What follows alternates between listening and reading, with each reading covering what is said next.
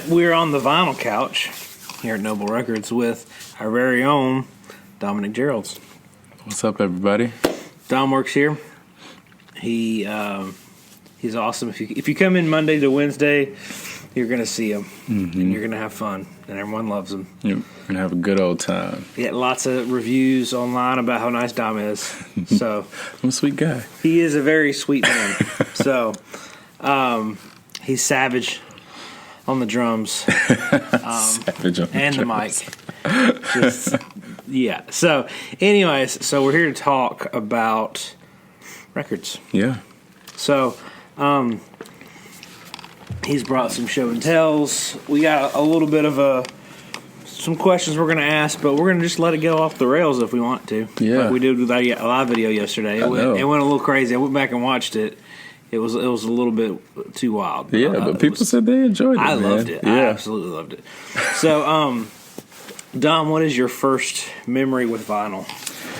All right, so I remember when I was 5, my grandparents had, like one of those big consoles that the top open and the record player was down in the middle of it. Mm-hmm. And I remember going up to it, and I would see them always put records on there, and I was curious as to what it was. And so I asked, and who remembers this when they're 5 years old? But so I asked what it was, and they said, these are records, but don't touch them. So I couldn't touch anything. So that was like, and they would always play everything from like Motown, anywhere from Four Tops, Stylistics, Temptations, Supremes, like all that good stuff. And so I just remember when I was younger, and then putting that on, and every Christmas we would listen to the Temptations Christmas record.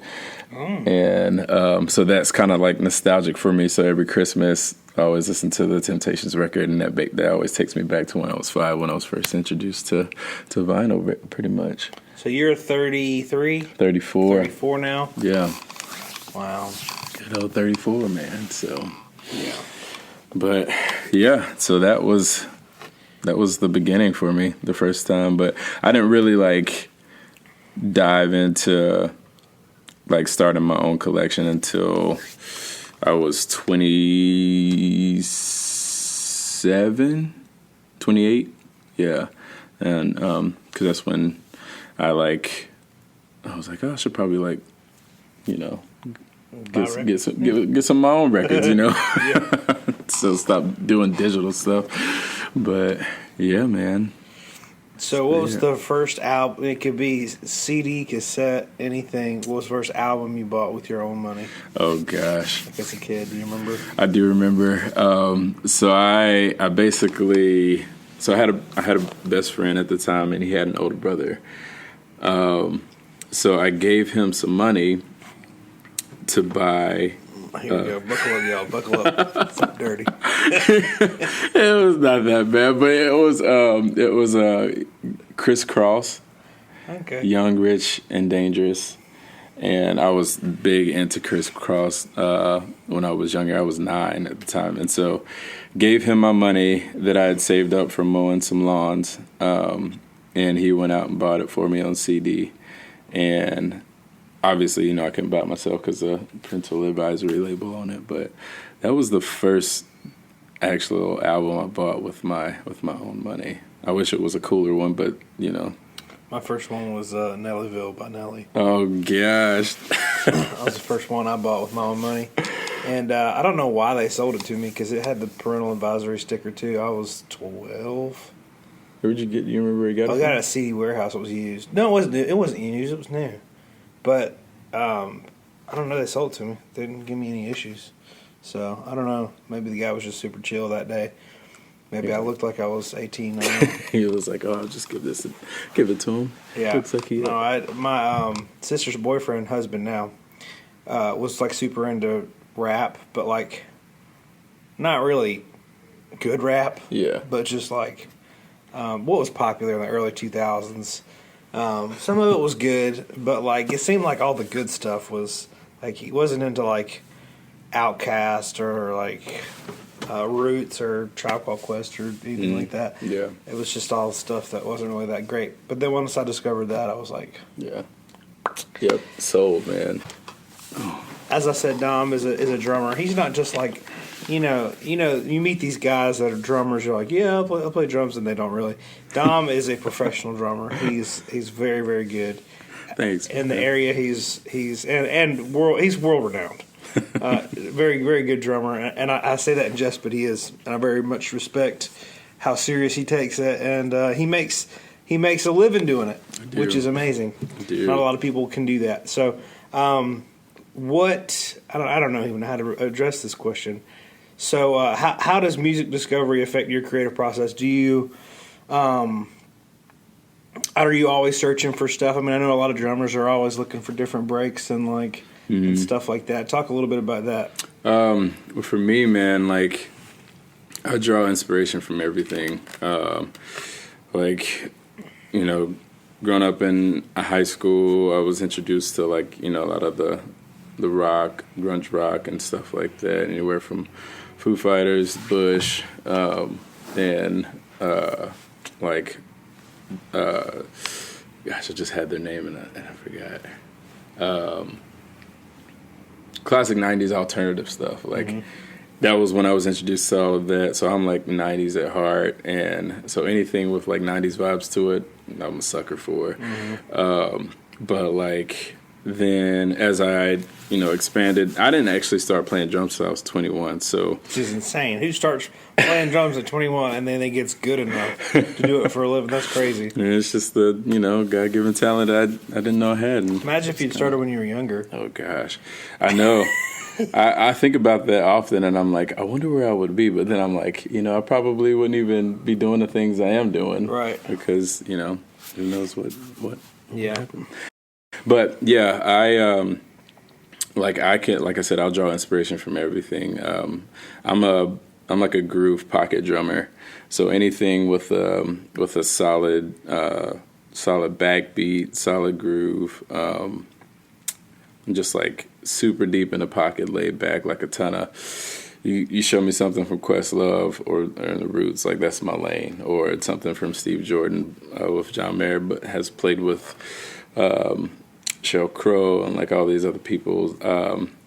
Anything like that, that's my alley. Chris Daddy Dave that plays Robert Glasper, but the drum heads, that's my bread and butter. But yeah, like I said, I pull from everything, man. I'm not against any type of music because there's always some type of inspiration to be found in everything. Dom, I'll walk in here and he'll be playing. Sometimes he'll be playing James Taylor. Sometimes he'll be playing just something just funky, nasty. Pretty much whatever I've got behind the counter. Yep. He's like, what's this? Dylan's helping me expand on a lot of stuff, and he's shown me a lot of great music, so I am grateful for you. I'm constantly learning, too. I'll find something we've been drooling over this record. I found a Salvation Army. Crazy. I'll show you. This is insane. This record is awesome. The first track on it just makes you melts your face. If I get up and move. Yeah. So yesterday I was waiting for some Thai food to get ready at the Thai restaurant over here, and I was like, I'm gonna swing by Salvation Army. I haven't been there in a while. Anytime I go, this was total garbage. Nothing ever good. But they had this record. It's Formula One. Hold on. And I think I've seen it before, but it looked interesting enough, so I bought it. I bought 20, or it was 47 records. It was $20, 20-something bucks. And that one, first track, it's just nasty dirty. Funk. So dirty. So Discogs median on it's about $400. He showed me that, and my mouth dropped. I was like, "What?" Yeah. So I'm always finding stuff like that. It's an endless journey. Ugh. Finding stuff, but that first opening song, "Hold On" by Formula One, is just It's not on Spotify. It's not on iTunes. I think there's a clip of it on YouTube, maybe, but that's the type of thing I love about finding records, because some things you can't find online. Yeah. And I would never discover that unless I had it in my hand. You know what I mean? So that's what I really like about it. What have you enjoyed about working in a record store? Oh man, honestly, obviously getting to know you. That's what I've enjoyed. You and your family, man, you guys are incredible. And But like I'd say the best thing for me is just being surrounded by all types of music and being able to be like see an album cover such as that one that's like interesting. You're like, oh man, that looks like it could be like really cool. Not knowing what it sounds like, you put it on and your mind's blown. Or you like you recommend something to a customer, or they recommend music to you, and so it's just like, you know, everybody's constantly just talking music and sharing music with each other, and you know that's the thing I've loved the most, is just being able to share music, man, and spread the joy of music. Yeah, I like, which just kind of surprises me. I put in this. I put it in. My wife put it in this seating area, the vinyl couch and such. But man, on Saturdays, and probably during the week, I don't know. People come, and especially on Saturdays, there's a lot of people, and they'll come sit on this couch. People don't even know each other, and they'll start looking through the records that they got. Yeah. And honestly, probably just looking them up on Discogs, but. And then they start talking to each other, and they meet, and they become friends. And like I'm seeing it happen. And sometimes, like this past Saturday, I got a little sad because I was like, man, I wish I was over there hanging out with these guys, which I could have been, I guess. But they just were having, like, they're always guys over here having so much fun talking about records, and there's a whole community behind it, which I really love. Yeah. I mean, there's the regular customers that come in. You know, some people, they drift in here from the sub shop and have stupid questions, but you know, for the most part, it's really good. Yeah, it's awesome, and like. Yeah, like I love meeting new people, and the fact that you can come in here and you don't have to buy anything. You know, like you'd buy something, but you don't have to. Please buy something. Please buy wax. But like you can come in here and just hang and sit on the couch and listen to music, and that's that's a cool thing that most record stores don't really have, and so they got a vibe up here. So come hang and chill. The reason why. I don't know. I was very particular in who I hire for the shop. The reason why I hired Dom was because I've never seen Dom not like happy and smiling and like upbeat. Most record stores I've been in, and this is like nationwide, I've been in 1,000 record stores. Most record stores, the person behind the desk is dead inside and like lifeless and snobby and pretentious.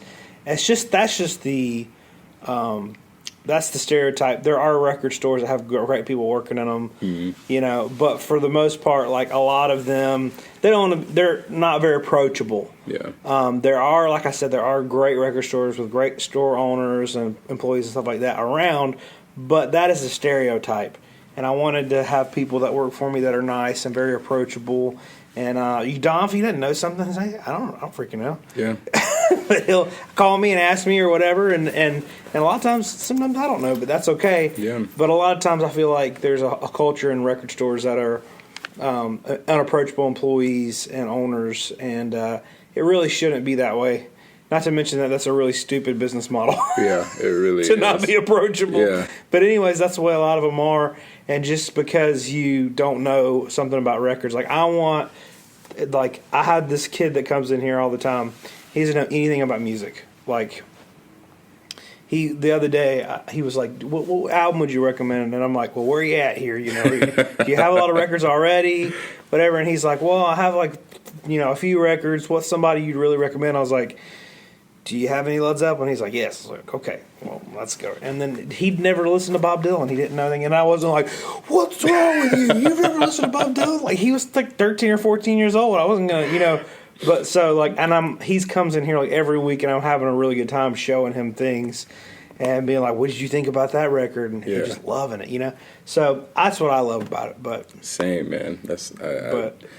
I am the same way. I have a few people that come in that recommend records, and I'll go back and listen to, and they'll come back in and be like, "Did you check it out?" And I'm like, "Yeah." So we talk about it for a couple minutes, and so it's just the interaction with people and music. It's just it's a blast, and so I love it. I love it, man. Yeah, Dom recommends music to me. I recommend music to him. People recommend music to us. Yep. And then like a lot of times we find records that I'm like, Dom's gonna love this. Yeah, he brought that one in yesterday. That one, He'll do that all the time. I came in and I was like, you gotta listen to this record. Check this out. It was one that was on he had told me to check out earlier. Get this on. He was like, get this over here, put this on. So, anyways, yeah, it's a lot of fun. But so, what albums have you been? I asked you. There's some questions here. What albums inspires you to create? But we'll use that one with also what albums have you been listening to? An album. Well, listening to quite a few. So, Chris Daddy Dave and the Drumheads. Been killing that record. It's just the whole point of the music is it's just like this soulful hip hop, but like they take you on a journey of like making you feel like you're walking through a record store and you're just kind of picking. Oh, sweet. And so I've been really loving that, and I'm just a huge fan of Chris Dave's drumming. It's just incredible. But that record, and like I said, my taste in music is all over the place, so you never know what you're gonna get with me. Been listening a lot to this King record that came in with a collection that Dylan got, and it's R&B gospel vibes, and this was like their first EP, their first EP that they came out with, and it's only 4 tracks, but it's just gorgeous. 3 girls singing, and it's got like this gospel vibe to it. So. Yeah, it's gnarly. Like the collection that I got it when everything sucked. That collection, and then there was that. It was autographed by all of them. Yeah, and it looked interesting. It's worth like a lot. Yeah, and worth a ton. It's I put it on. I was like, man, what is this doing in this box of records? It was all gospel records, but they were all like none of them were any good. And then there's that, and so I was confused because that was put out in like 2012. So, man, you never know. I don't know. So I bought the whole box of records just for that one. It's freaking money. So I've been killing that recently. There's a group out of Quebec called Men I Trust. That's like just chill vibes. This is their record, Oakland Jazz. They just came out with their full length earlier this year. And so, if you've never heard of Men I Trust, go check them out because it's just like super chill vibes, mellow melodies, and just great stuff. I've been listening a lot to Iris Muhammad, Turn This Mother Out. Freaking beast of a drummer or musician, and this record is incredible. Man, I've been listening to a ton, man. There was one that I had. That's another thing too. Going back to like one of the reasons why I love working here is that like this Noble Records, I've never gone into a record store and seen so many records that I'm like, oh my gosh, I've never seen this in person, or I've never seen this in a record store. And so that shock and wow factor of like actually seeing an album that you love and that you haven't like, or you forgot about or haven't seen it on vinyl before. It's just, it's pretty rad to get that feeling coming in here. Yeah, that's my goal. So I really, because I love going into a record store, and even if I can't afford it, I'm like, I've seen it. It's great. It's here. It's So that's pretty cool to be able to do that. It. Yeah. I felt that way about the yellow card, Ocean Avenue. It's gone. It's gone now, but I'll get you another one. All right. We'll find another one. We'll find another one. You play drums for a number of outfits. Mm-hmm. John Mark McMillan. Yep. Mike Maines and Elevation. Mm-hmm. How are you feeling for? I know that a lot of your plans have been terminated. Have been put on hold. It sucks, but obviously we want to be safe and be smart about everything. And so we was actually about to head out for tour April 15th with John Mark for the album release that just happened for his new record in February. We were doing an album release tour called Awaken the Dream. And that was a 3-week East Coast tour, the first leg of 3, first leg of 2. We were doing fall. Still doing fall dates, and they're up on his Instagram. But yeah, so it's been kind of a bummer, and for just the music community in general, like full-time musicians, and just like that's how we make our living, and it's just kind of put on hold right now. So everybody's trying to find ways to be creative and make ends meet and support each other and help each other, and I'm doing the best I can to repost my friends that are trying to give lessons and whatnot, and I'm available for lessons as well. And I might have to book you for some lessons. Yeah, man, book me for some lessons, man. We'll get some drum stuff going on. Man, I can't play drums, but I can play like hand percussion and stuff. We can do it, man. Set it up in here and get it cracking. But yeah. So do you do lessons over Skype? I do lessons over Skype. If anybody wants to learn drums, please hit us up. I'll direct you to Dom, and navigate the way. That would be really, really cool. Yeah, because I wanna help them out, and it sucks because there's so many people, like anyone who works in a restaurant.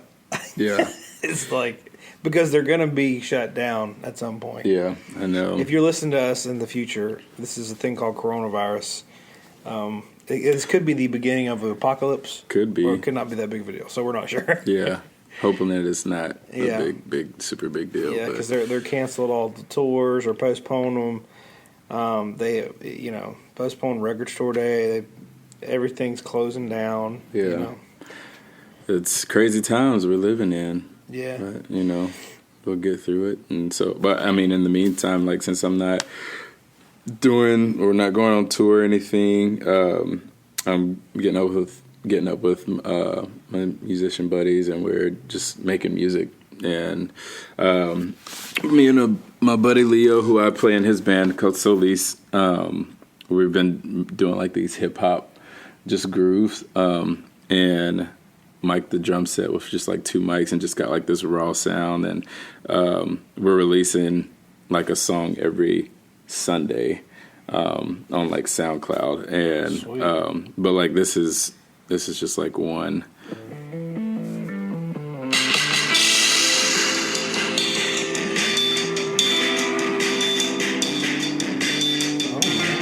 Yeah, so it's just me and him just doing like just some hip hop stuff.